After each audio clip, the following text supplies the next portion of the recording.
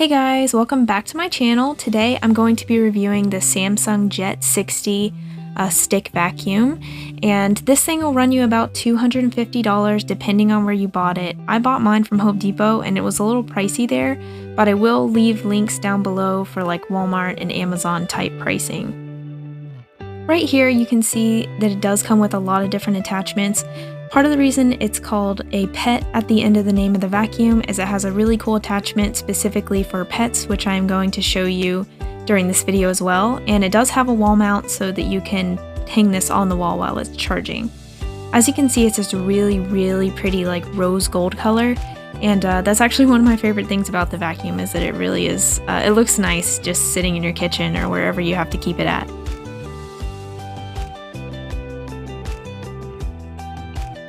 So right here, there is the power button and a plus and a minus, and the plus and the minus is just to adjust the power level on the vacuum. This thing does very well on hard floors, which is surprising because it's hard for me to find vacuums like this that do really good on hard floors, but this one does an excellent job. And it's really easy to fit in small places, and it gets all the way to the edge is what I've noticed, so I don't have that problem with it like missing dirt on the edge. There is a thing where if you try to suck up like a piece that's too big for the vacuum, it'll kind of just push it around instead of vacuum it up. So be aware of that. If you have like giant chunks, it won't pick that up. I mean, I haven't noticed any stick vacuum that typically picks that type of stuff up, unless it doesn't have a brush roller, because then it has the space to allow a big piece of dirt. But if you get a vacuum with a brush roller, it's just not going to be able to pick up like giant pieces of dirt, so just keep that in mind.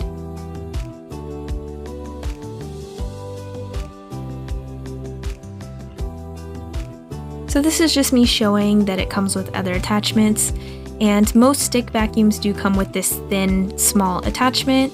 And it works very well. There's some cat litter that got like stuck under the piece in my fridge, but it does work very good. This is the pet attachment that I was telling you guys about.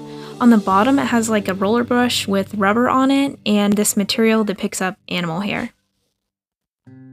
I tested it out on this blanket that my bunny sits on a lot, and it was just covered in hair and it was very difficult for me to get it off. So I just tried it with this pet hair remover. It's not made for the hay, so I wasn't too concerned about it getting the hay off, but it did an excellent job getting all that bunny hair off of it, and it didn't take me long to get it all off, so I was really satisfied with this attachment, and it was super cool. You can see all the hair just the piece that, you know, sticks to the animal hair got up. You do have to clean it out though. Just make sure you're cleaning it off every now and then, that way it continuously does pick up the hair. I did find this to be a super unique attachment for this vacuum. So right here you're just seeing me vacuum over my rugs because I like to see how every vacuum performs on carpet as well. And generally vacuums with a roller brush always perform really well on carpets for me, because just the roller brush just works better to me on carpet than it does hard floor, although this vacuum does do well on both.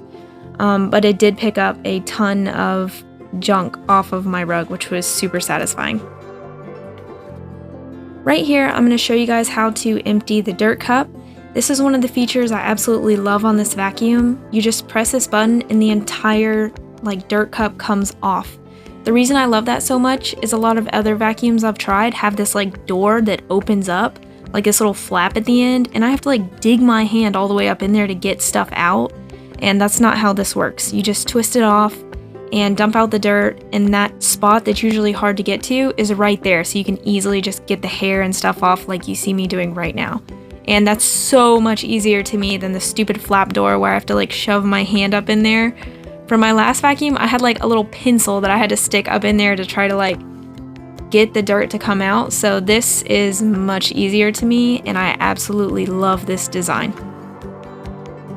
I know you guys can see the filter up in there too. I am going to show you guys how to remove that as well, so I'm just going to show you that later in the video. So now I'm going to show you guys how to clean up the roller brush. Mine are always super messy because I have really long hair. so it's no surprise. I love this design too. It's just a switch, and once you switch it up, it just pops out. And it's the easiest design I have ever seen on a stick vacuum. I love it. And then I just pulled it out, and that was that. So immediately I started to take off the hair with this little like blue tool that I have that I got with my Eufy, my little Eufy vacuum.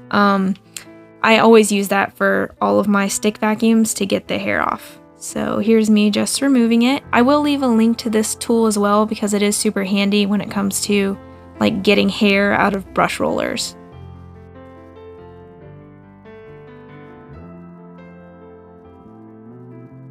I found it pretty easy to get all the hair off. The brush roller seemed very simple and just easy. It was really easy for me to like work all the hair out of it. And yeah, it usually takes me longer than that with other brush rollers, but this one, it was really, really fast. So I was definitely pretty satisfied with that.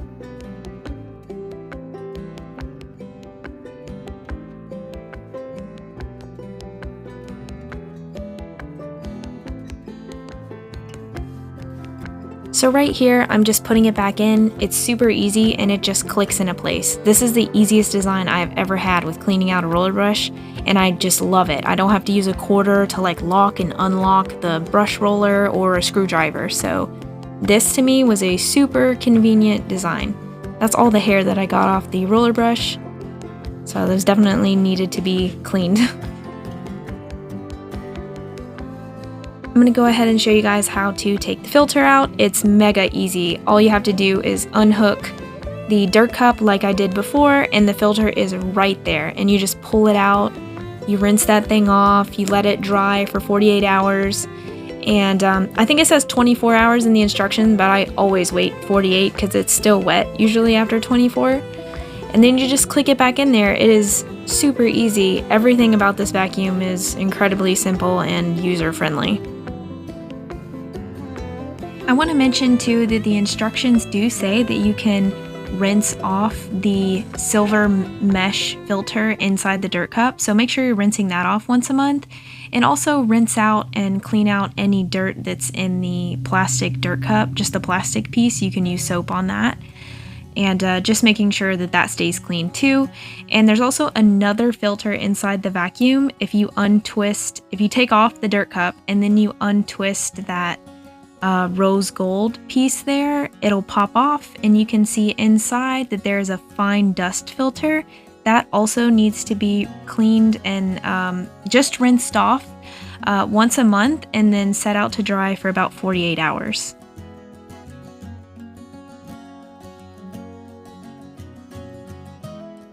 This is what the battery charger looks like. You guys can hang this up on the wall. I personally just don't usually do it. I don't know why. I like to be able to move it around and stuff. And that's the battery that I just clicked into it. And on the side, it shows you how much battery has been charged. And when it's not blinking anymore, that means it's charged.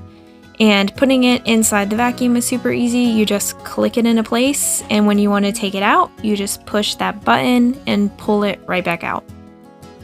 So very simple. And while the battery is in there, if you turn your vacuum on, the battery will always show how much battery is left. Now I'm gonna let you guys hear what the vacuum sounds like.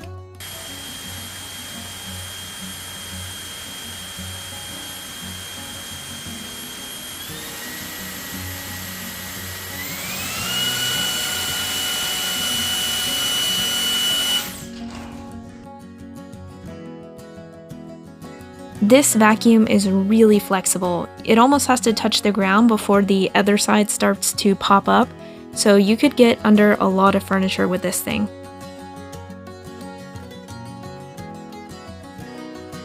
So there are two things that I want to mention about this vacuum that I didn't mention earlier. One is about the battery, which I just want to say is good enough for me, and mine does last about 35 minutes. It claims to last about 40, but mine lasts about like 30 to 35 minutes. And I have seen people in the reviews say that the battery starts to die after you've had the vacuum for a while. So just keep that in mind. You can purchase separate batteries, but obviously they're not cheap. I will leave a link down below to any batteries that I find that can replace the batteries in this vacuum. Something I didn't mention earlier is also that this vacuum has no trigger. So that's kind of nice because holding the vacuum trigger down too long can kind of like make your finger cramp. So it's really nice that I can just press the power button and it keeps going and I don't have to hold any type of trigger down. So that's really awesome. And I love almost everything about this vacuum. I see myself using it for a really, really long time. So what do you guys think? Please leave a comment and subscribe. And I will do a 6-month update. So thank you guys so much for watching this video, and I'll see you in the next one.